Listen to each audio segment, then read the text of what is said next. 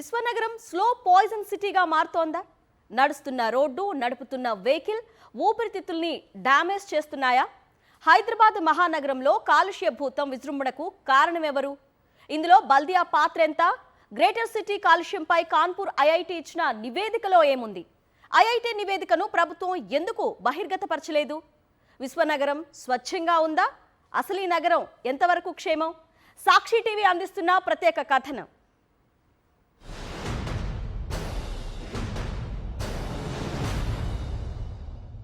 హైదరాబాద్ మహానగరంలో రోడ్డుపైకి రావడం అంటే చావుతో డేటింగ్ వెళ్ళినట్టే. వాహనాల నుంచి వచ్చే పొగ ఊపిరితిత్తులను ముద్దు పెట్టుకుంటుంటే రోడ్డు పైన ఉన్న దుమ్ము రక్తంతో హోలీ ఆడుతుంది. ఐఐటి కాన్పూర్ విద్యార్థి ఇచ్చిన స్టడీ రిపోర్ట్పై సాక్షి స్పెషల్ రిపోర్ట్. హైదరాబాద్ మహానగరంలో వీస్తున్న గాలిలో ఉన్న మాలిన్యాలు, కాలుష్యం గురించి తెలిస్తే ఇంటి నుంచి బయటకు రావడానికే భయపడతారు. హైదరాబాద్ ఎయిర్ క్వాలిటీపై ఐఐటి కాన్పూర్ ఇచ్చిన ఒక సంచలన నివేదిక సాక్షి టీవీ చేతికి చిక్కింది. పబ్లిక్ డొమైన్లో పెట్టకుండా తెలంగాణ పొల్యూషన్ కంట్రోల్ బోర్డు తొక్కిపెట్టిన సంచలన రిపోర్టుపై మరింత సమాచారం మా ప్రతినిధి విక్రమ్ అందిస్తారు. హైదరాబాద్ మహానగరం విష వలయంగా మారుతుంది. పీసీబీ అధికారులు తొక్కిపెట్టిన ఒక సంచలన రిపోర్ట్ సాక్షి టీవీ చేతికి చిక్కింది. మనం చూసుకోవచ్చు, హైదరాబాద్ మహానగరంలో ప్రధానంగా కాలుష్యానికి కారణాలు ఏంటి అని అన్వేషిస్తే మాత్రం రోడ్డుపైన ఉన్న దుమ్ము కారణంగానే 40% పొల్యూషన్ జరుగుతుందని చెప్పి ఏకంగా ఐఐటి కాన్పూర్ విద్యార్థులు ఇచ్చిన స్టడీ రిపోర్ట్లో తేలింది. పీసీబీ అధికారులే సర్వే చేయించిన ఈ రిపోర్ట్ను పీసీబీ ఎందుకు తొక్కి పెడుతుంది అన్న దానిపై అనుమానాలు రేకెత్తుతున్నాయి. జిహెచ్ఎంసీ అధికారులు రోడ్లు ఊడవడం లేదని బయటికి వస్తుందని చెప్పి ఈ సర్వే రిపోర్టు బయటికి తీసుకురావడం లేదా, లేక పరిశ్రమల నుంచి కేవలం 4% మాత్రమే పొల్యూషన్ జరుగుతుందని చెప్పి ఈ సర్వే రిపోర్ట్లో తేలింది. అంటే ఈ సర్వే రిపోర్టు చెప్పింది వాస్తవం కాదా? ఎందుకు ఆ పీసీబీ అధికారులు ఈ సర్వే రిపోర్ట్ను బయటికి తీయడం లేదు అన్న అనుమానాలు అయితే రేకెత్తిస్తున్న పరిస్థితి అయితే ఉంది. మనం చూసుకోవచ్చు, ఈ సర్వే రిపోర్టుకు సంబంధించిన డీటెయిల్స్ కూడా చూపించే ప్రయత్నం చేస్తా. సాయిల్ అండ్ రోడ్ డస్ట్ ద్వారా మనం చూసుకోవచ్చు, సమ్మర్లో 41.3% పొల్యూషన్ జరుగుతుంది PM10 అని చెప్పి ఒక భయంకరమైన నిజాన్ని ఈ సర్వే రిపోర్ట్లో వెలుగులోకి తీసుకురావడం జరిగింది. అదేవిధంగా మరొక భయంకరమైన విషయం చెప్పవచ్చు, పరిశ్రమల ద్వారా, ఇండస్ట్రీస్ ద్వారా కేవలం 4.6% మాత్రమే పొల్యూషన్ జరుగుతుంది అని చెప్పారు. అంటే ఈ సర్వే రిపోర్ట్ను పీసీబీ అధికారులు ఎందుకు తొక్కిపెట్టారు అన్న ఒక అనుమానాలు అయితే రేకెత్తిస్తున్న పరిస్థితి ఉంది. మొత్తంగా హైదరాబాద్ మహానగరం ఒక విష వలయంగా మారుతుంది, కాలుష్య కూరల్లో చిక్కుకుంటుంది. ఇప్పటికైనా పీసీబీ అధికారులు అప్రమత్తమవుతారా, ప్రభుత్వాన్ని హెచ్చరిస్తారా లేదా అన్నది చూడాలి. గ్రేటర్ హైదరాబాద్ నగరం అభివృద్ధి దిశగా దూసుకుపోతోంది. కానీ సామాన్యుడి ఊపిరి మాత్రం ఆగిపోతోంది. గాలి కాలుష్యం ప్రజల్ని కలవరపెడుతోంది. 2019 నుంచి 2024 వరకు ఎన్సీఏపీ పేరుతో కాలుష్య నియంత్రణకు 100 కోట్లు నీళ్లలా ఖర్చు చేశారు. కానీ 2025 వచ్చేసరికి సీన్ రివర్స్ అయ్యింది. ఎయిర్ క్వాలిటీ ఇండెక్స్ 291కి చేరింది. ఇది డేంజర్ బెల్స్ మోగిస్తోంది. 100 కోట్ల నిధులు గాలి కాలుష్యంలో కలిసిపోయాయనే విమర్శలు వినిపిస్తున్నాయి. హైదరాబాద్లో కాలుష్యం పెరగడానికి రోడ్ల మీద రేగే దుమ్మే ప్రధాన కారణమంటున్నారు కాలుష్య నియంత్రణ మండలి అధికారులు. వాయు కాలుష్యానికి మొదటి నుంచి కూడా హైదరాబాద్ నగరంలో వాహన కాలుష్యం మొదటి కారణం. దాంతోపాటు ఈ బిల్డింగ్స్ కన్స్ట్రక్షన్ చేస్తున్నప్పుడు పాత బిల్డింగ్ని డిమాలిష్ చేసినా, కొత్త బిల్డింగ్ని కన్స్ట్రక్ట్ చేసినా అక్కడ దుమ్ము ధూళి వస్తుంది. అది ఇంకో కారణం. దానికి తోడు చెత్తని తగలబెట్టడం కూడా, ఇళ్ల ముందు ఉండే చెత్తని ఈ మున్సిపల్ కాంట్రాక్ట్ తీసుకున్న వాళ్ళు కుప్పలు చేసి తగలబెడతారు.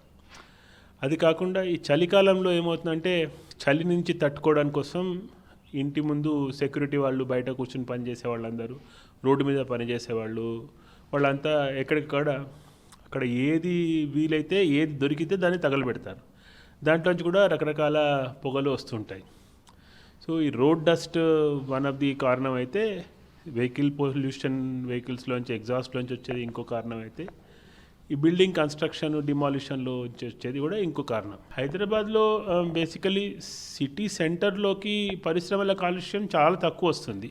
హైదరాబాద్లో పారిశ్రామిక సోర్స్ ఆఫ్ ఎయిర్ పొల్యూషన్ తక్కువ. కానీ ఎట్లయినా రోడ్ డస్ట్ కానీ ఈ వాహనాల పొల్యూషన్ కానీ ఎక్కువ. అవి ఏ స్టడీ చూసినా కూడా మనకి అదే కనిపిస్తుంది. సోర్స్ మనం చూసినప్పుడు vehicular pollution, road dust main కారణాలుగా కనిపిస్తాయి. కాలుష్య నియంత్రణ మండలి నామమాత్రంగా మారిందని ఆరోపిస్తున్నారు ఫోరం ఫర్ గుడ్ గవర్నెన్స్ ప్రతినిధులు. జీహెచ్ఎంసీ రోడ్లపై దుమ్ము లేకుండా చేయడంలో విఫలమైందని, వాహనాల కాలుష్యం సైతం పెరిగిపోయిందని విమర్శిస్తున్నారు. హైదరాబాద్ నగరం వచ్చినప్పుడు సర్వే చేసినారు వాళ్ళు అని చెప్తా ఉన్నారు, ఇది ఐఐటి కాన్పూర్ వాళ్ళు. దాంట్లోపల ముఖ్యంగా ఒకటేమన్నారంటే ఈ యొక్క ఇండస్ట్రియల్ అంటే డస్ట్తో వస్తూ ఉన్నదని. కొంతవరకు నిజమే కావచ్చు, ఎందుకంటే ఇప్పుడు ఎక్కడైనా కానీ మట్టి రోడ్ కావచ్చు, కంకర్ రోడ్ మీద ఒక వెహికల్ పోతున్నప్పుడు విపరీతమైన డస్ట్ పైకి వస్తుంది.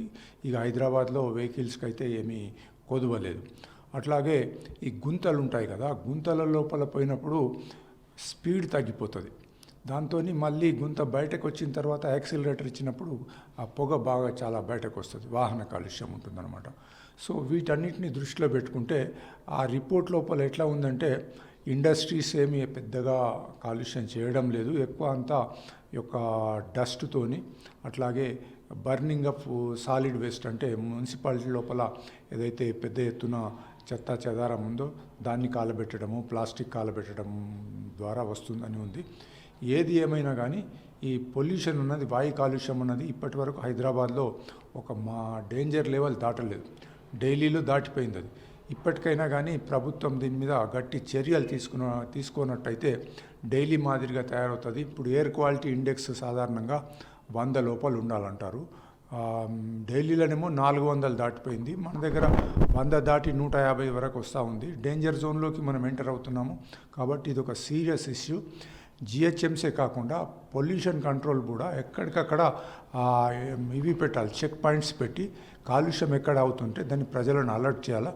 ప్రజలు కూడా అనవసరంగా ఈ ప్లాస్టిక్ అవి వాడి దాన్ని కాలబెట్టడం చేయడము అటువంటి చేయకుండా ఉన్నట్టయితే ఈ వాయు కాలుష్యానికి కంట్రోల్గా ఉండగలుగుతుంది. ఫార్మా ఇండస్ట్రీస్ని వాయు కాలుష్యము, జల కాలుష్యము 2 జరుగుతూ ఉంటాయి. ఇప్పుడు మనం పటాన్చేరు పోతుంటే అక్కడ విపరీతమైనటువంటి వాయు కాలుష్యము, జల కాలుష్యం జరుగుతూ ఉంది. మన ఆసియాలోనే బిగ్గెస్ట్ పొల్యూటింగ్ ఏరియా అంటే పటాన్చేరు అని చెప్తూ ఉంటారన్నమాట. సో ఈ వాయు కాలుష్యము, జల కాలుష్యము ఇండస్ట్రీస్ తక్కువ చేస్తూ ఉన్నాయి అన్నది ఆ రిపోర్ట్ మరి అంతగా రిలేబుల్ ఉన్నట్టుగా కనిపించడం లేదు. ఇండస్ట్రీస్తో కూడా విపరీతంగా కాలుష్యం ఏర్పడుతుంది. దాన్ని నివారించడానికి కూడా చర్యలు తీసుకోవాలి. పొల్యూషన్ కంట్రోల్ బోర్డు నామమాత్రంగా ఒక ఉత్సాహ విగ్రహాంతిగా తయారైంది తెలంగాణ రాష్ట్రంలో. వాళ్ళకు శాంక్షన్డ్ స్టాఫ్లో సగం మంది కూడా లేరు. వాళ్ళు ఏదో తూతూ మంత్రంగా చేస్తూ ఉన్నారు.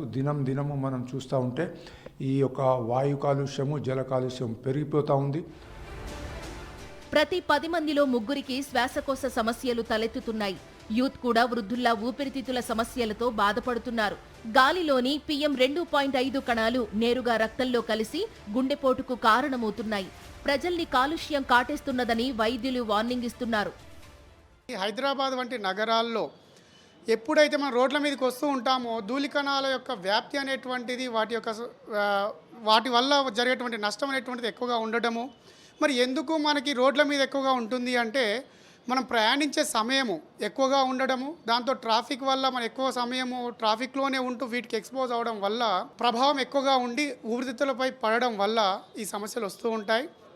మరి వీటి నుంచి ఎలాంటి జాగ్రత్తలు తీసుకోవాలని చూసినప్పుడు వాహనాల నుంచి వచ్చేటువంటి పొగ, వీటిలో carbon monoxide, carbon dioxide, nitrogen dioxide ఎక్కువగా ఉండటం వల్ల ఈ కెమికల్స్ ద్వారా ప్రభావం పడకుండా ఉండాలి అంటే మాస్కులు ధరించాల్సిందే.